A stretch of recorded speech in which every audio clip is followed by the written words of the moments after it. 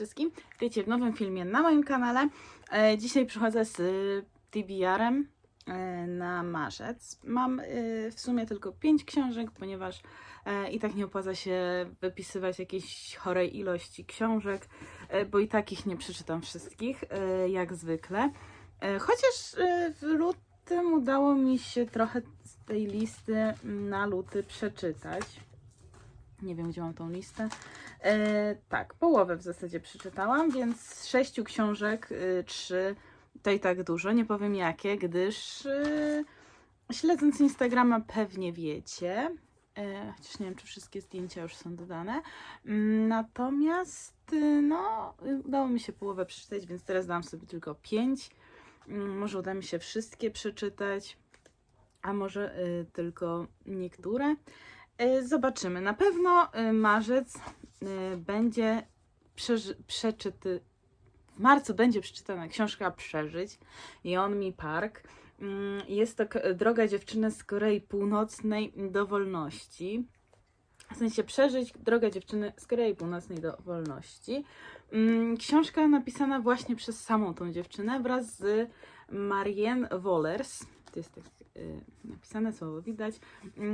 Generalnie ja już troszkę ją zaczęłam podczytywać i bardzo przystępnie jest napisana. Więc zobaczymy, jak to tam będzie wyglądać i jak będzie mi się to dalej czytać, bo na pewno będzie to ciężka książka, no ale wylosowałam ją w tym TBR-ze 12 książek na 12 miesięcy, na marzec, więc chcę trzymać się raczej tego planu, chociaż widziałam, że w późniejszym etapie tego roku będą mocniejsze książki, bo ostatnio sobie patrzyłam i przypominałam, jaka książka na jaki miesiąc. I tam już nie wiem, czy uda mi się je przeczytać, chociaż będę się starać. Natomiast Yeonmi Park, ja może przeczytam, co tu jest z tyłu napisane. Yeonmi Park jeszcze do niedawna była wzorową córką północno-koreańskiego reżimu. Kochała przywódcę, nie zadawała niewygodnych pytań i nie rozmyślała nad sensem dyktatury w rodzinnym kraju. Życie dziewczyny zmieniło się nieodwracalnie, kiedy pirackie płyty DVD nie tylko pokazały jej inny świat, ale spowodowały ciąg tragicznych zdarzeń w życiu jej bliskich. W 2007 roku matka Yeonmi uciekła do Chin, zabierając ze sobą 14-letnią wówczas córkę. Tak rozpoczęły się długie poszukiwania lepszego życia młodziutkiej Koreanki. Dziś Yeonmi Park ma 22 lata i jest jedną z najsłynniejszych kobiet walczących o prawa mieszkańców Korei Północnej. W 2014 roku jej nazwisko pojawiło się na liście 100 Top Global Women publikowanej przez BBC. Więc na pewno jest to i będzie to ciekawa książka. Będę dawać Wam znać, bo na pewno po nią sięgnę. Kolejna z książek, muszę otworzyć sobie Legimi i ją pokazać.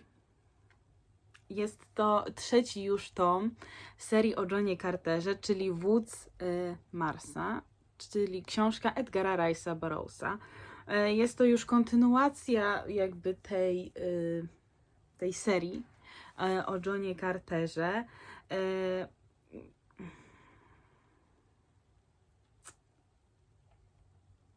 Nie wiem, czy mam czytać opis, czy nie, bo jednak troszkę zdradza z drugiego tomu, ale w sumie myślę, że to mogę powiedzieć, że ukochana Johna Cartera, czyli księżniczka Gatoris, ona jest, czy Tatoris? Deja Toris. Deja Toris, księżniczka Marsa, została zamknięta w więzieniu, które otwiera się tylko raz na marsjański rok. Ten rok troszeczkę inaczej płynie niż na Ziemi, jest bodajże dłuższy. No i John Carter będzie chciał ją jakby w tej części będzie chciał ją z tego więzienia wydostać i będzie próbował to życie jej uratować, bo też tam została zamknięta w zasadzie bez niczego. No i bohater ten rusza w samotny pościg, w czasie którego przemierzy pół planety, stoczy wiele walk na śmierć i życie, spotka nowych przyjaciół i odkryje legendarne ludy Marsa, czyli w zasadzie to, co się dzieje w każdej części właśnie tej serii. Także to na pewno przesłucham, bo uwielbiam i lektora Macieja Kowalika i całą serię, którą do tej pory przeczytałam. Przesłuchałam w zasadzie 2 tomy. Z tego co wiem jest ich 11, ale chyba tylko 4 audiobooki są, więc będę musiała sobie gdzieś znaleźć te kolejne części, bo naprawdę wciągnęłam się w tą serię i nie wiem, czy dam radę bez niej się obejść. Kolejna książka, 3. już. Jest to książka, którą pożyczyła mi siostra, Zakochany przez przypadek, Joaf Blum, czyli wydaje mi się, że izraelski pisarz. Dokładnie tak. Izraelski pisarz. Jest to książka, którą moja siostra kupiła sobie już dawno temu. Z mojego polecenia też, bo po opisie jest super, naprawdę.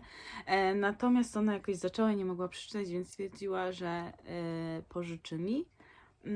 I ja jej jakby powiem, czy ta książka jest dobra i czy warto w nią iść, czy jednak nie.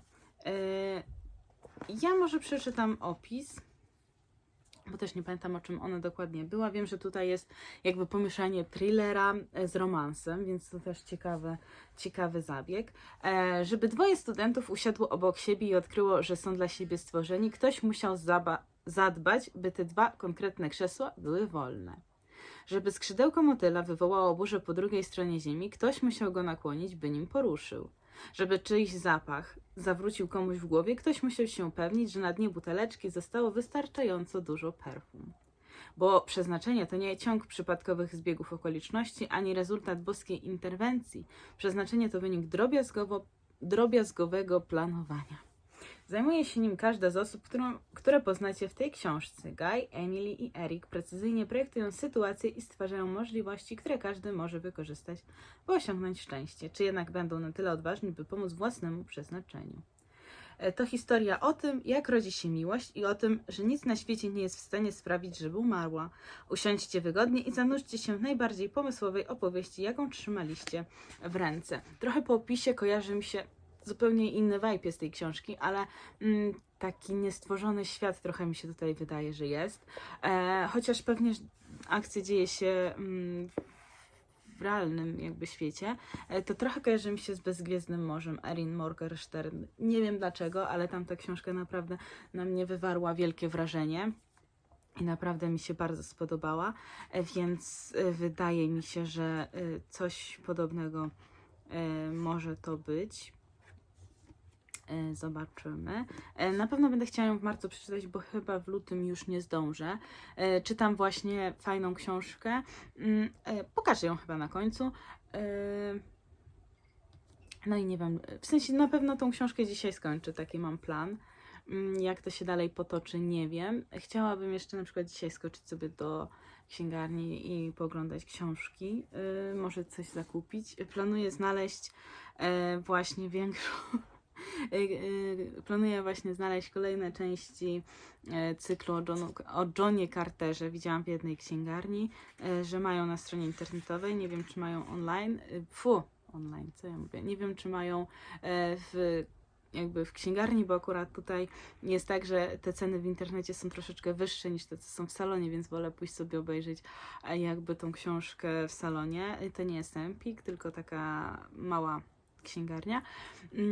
No więc tak. Także to jest też 3. pozycja na marzec. 4. pozycja jest to książka autorki, która wywarła na mnie dobre wrażenie po przeczytaniu debiutu, czyli Mika Modrzejewska. Tak, przepraszam. Mika Modrzyńska. I teraz ona napisała książkę Styczniowa letnia noc. Ta książka mi się bardzo spodobała, więc teraz zabieram się za książkę Cypek. Mam nadzieję, że też mi się równie tak szalenie spodoba jak tamta.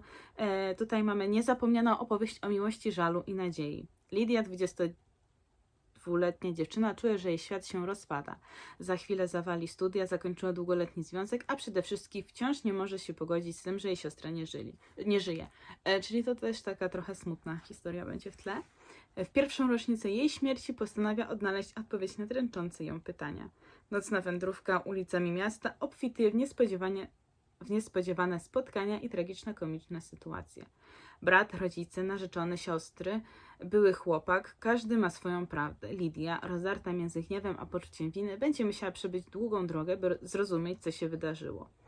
Cypek to poruszająca opowieść o wchodzeniu w dorosłe życie, w którym nagle zabrakło najbliższej osoby, o przejmowaniu odpowiedzialności za siebie i poszukiwaniu nadziei, o tym, jak nauczyć się żyć tu i teraz. Bardzo jestem ciekawa tej książki. Jest tutaj e-book i audiobook w Legimi, więc jeżeli nie dam rady jej przeczytać, to przesłucham. Na pewno będzie to bardzo smutna książka i na pewno no, będę płakać, bo już po tym, że siostra umiera, to na pewno można zauważyć, że jest to dosyć smutna książka, ale ta autorka bardzo dobre ma pióro, przynajmniej w pierwszej książce, którą przeczytałam, tak ma, więc to mi się podoba. I jest takie lekkie, szybko się czyta, przynajmniej tamtą książkę, ale tamta książka, czyli Styczniowa letnia noc, była takim typowym romansem, chociaż też z takimi trochę smutniejszymi momentami. No i ostatnia książka, jest to książka Onyx i Ivory. Jest to pierwszy tom z dylogii. I pierwszy tom wyszedł w Polsce, drugi nie wyszedł, więc jeżeli spodoba mi się pierwszy tom, to będę próbowała sobie zakupić drugi tom. Jeżeli mi się nie spodoba, no to żadna strata nie będzie, ale mamy tutaj Kate, która jest królewską kurierką, a w służbie pocztowej przeżywają tylko najlepsi i najszybsi z jeźdźców, bo gdy zapada noc, na polowanie wychodzą gaćce, czyli morderczo groźne smoki, nieloty. To mnie urzekło, jak już czytałam ten opis sobie w sklepie. Podczas jednej z misji dziewczyna natrafia na ocalałego z przeprowadzonej przez gaćce rzezi Corwina Tormasa, czyli syna władcy. Corwin był pierwszą miłością Kate, przysięgła jednak wymazać go ze swej pamięci po tym, jak skazał jej ojca na śmierć. Teraz, gdy ich drogi znów się skrzyżowały, Kate i Corwin muszą zapomnieć o przeszłości, by stawić czoło mrocznej sile, mogącej zniszczyć cały znany im świat. Jestem naprawdę tego ciekawa. Ta fantastyka brzmi cudownie. W ogóle ta mapa, która tutaj jest, też jest genialnie wykonana i mamy tutaj bardzo fajnie rozwinięty świat po tym. Widzę, co tutaj się dzieje, więc ktoś na pewno przemyślał. Tutaj autorka Mindy Arnett na pewno przemyślała to wszystko. Jestem ciekawa, kto stworzył mapę, ale jednak ta autorka musiała zaaprobować to.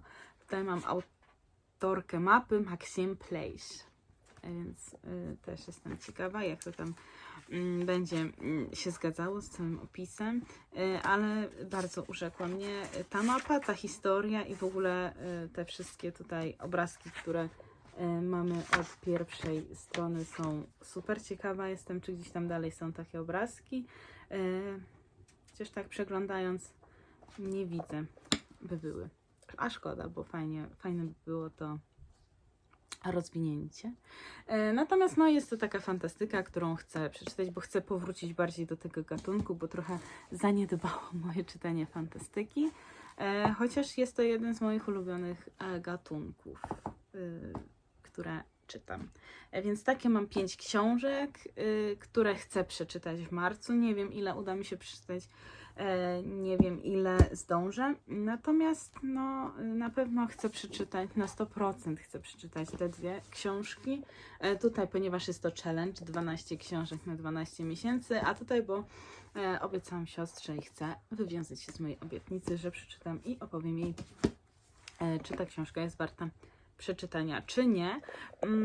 A ja teraz czytam fajną książkę Let's Get Textual. Jest to książka, gdzie jakby dziewczyna dostaje SMS-a z nieznanego numeru i myśli, że to jest jej brat, ponieważ tam jej brat zmienia cały czas numery telefonów, bo gubi telefony. Okazuje się, że jednak nie, że to nie jest jej brat, że to jest inna osoba i takie wydarzenie powoduje to, że że zaczynają ze sobą rozmawiać dwie osoby, czyli Delia i Zach. I tak zaczynają się do siebie przywiązywać, przekonywać. No i powoli takie uczucie w nich narasta. Ja doszłam do momentu, w którym spotykają się na żywo. Jestem ciekawa, jak to wszystko się potoczy, ale przeczytam też opis, bo może Was opis zainteresuje. Zły numer powinien być tylko tym złym numerem. Usuń. Gotowe. Nie pisz dalej, nie flirtuj. Zły numer nie powinien być pierwszą osobą, o której myślisz rano, a nie ostatnią w nocy i zdecydowanie nie powinien namawiać ich do zakupu małej... I zdecydowanie nie powinieneś namawiać ich do zakupu małej kuski, ponieważ to byłoby dziwne. Kiedy Zach Hastings i ja wpadamy w pułapkę złego numeru, nie przestrzegamy zasad, piszemy SMS-y i flirtujemy, ponieważ jest niesamowicie zabawny, idealnie nerdowaty i cudownie odwraca moją uwagę. Nie szukam miłości, a Zach zdecydowanie miał zły numer. Ale może to właściwy facet. Jestem naprawdę tego ciekawa, co dalej. Tutaj jest napisane, że to jest jakby pierwszy tom. Mam nadzieję, że kolejne tomy nie opisują historii tych dwóch bohaterów, bo będę musiała też je przeczytać, bo ten naprawdę mi się spodobał. Chociaż jeszcze nie mówię hop, bo do końca jeszcze nie doszłam. Jakby. Ale zobaczymy, jak to się potoczy dalej. Jak na razie mi się podoba, także uważam, że bardzo udany miesiąc miałam luty, ale o tym w kolejnym filmie. No i szykuje się chyba udany czytelniczo marzec. I tak szybko to zleciało, że już trzeci miesiąc będzie 2024 roku. Szybko czas leci. No i to by było na tyle w dzisiejszym filmie. Dziękuję bardzo Wam za obejrzenie tego filmu. Dajcie znać w komentarzach, jakie Wy macie plany na marzec, ponieważ bardzo mnie to interesuje i może jakimiś książkami się zainspiruję na kolejny miesiąc, bądź też na marzec, bo może nie będę chciała czytać wszystkich książek z listy, albo uda mi się przeczytać wszystkie i będę poszukiwać czegoś więcej. Także dawajcie znać w komentarzach. Jeszcze raz dziękuję za obejrzenie tego filmu. Do zobaczenia w kolejnym już za tydzień. Cześć!